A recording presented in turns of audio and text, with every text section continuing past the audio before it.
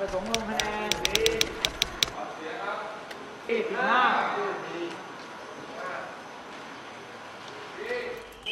วันนี้นะครับธนาคารของคุณนะครับจงเจริญ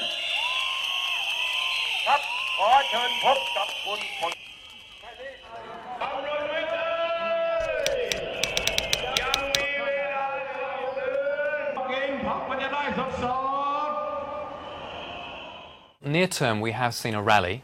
However, I do think that this stalemate is not going to last very long and that there's further instability to come. What's very likely to happen is that within a few days, there will be a petition to the Constitutional Court to annul the results of this election because of some of the abnormalities that have taken place during the election process. Now, the historical record of the Constitutional Court suggests that it will annul the election, and after that, we're in no man's land. Well, obviously, tourism is a sector that is going to be very badly impacted. Having said that, tourist resorts in the south of the country, for example in Phuket, are relatively unaffected, and people can still fly in directly to Phuket from locations like Hong Kong. But Bangkok itself definitely has taken a big hit from this crisis and will continue to. Retail also could be affected by this, particularly high-end retail in the centre of Bangkok. Again, that's a very vulnerable sector.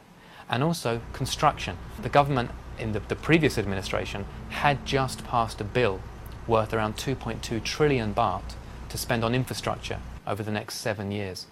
That's now dead in the water, and it's uncertain if it will ever come back. So that's a very, very, very big injection directly into bricks and mortar, which may now never materialise. I think small and medium-sized firms will be looking to try and maybe move. The larger firms already have such a large investment in Thailand that they're loath to basically pick up everything lock, stock and barrel and move to a new country. They have a lot of vested interests there already. And Thailand is still a very attractive place for many industries to be based. Nonetheless, if this crisis does continue, or if it worsens, I think what we will see is at the margin, new investment will not go into Thailand. So the existing capital stock will remain, but when a large corporation has to decide where do we build incrementally our new factories, they'll be looking at Vietnam, they'll be looking at Indonesia, and in the future they may even be looking at Myanmar. If we look at the optimistic scenario, we can find some new social contract between the country and the city, between the middle class and the emerging semi-urban, semi-rural peasant class in the countryside who are demanding greater civil rights and a larger political voice.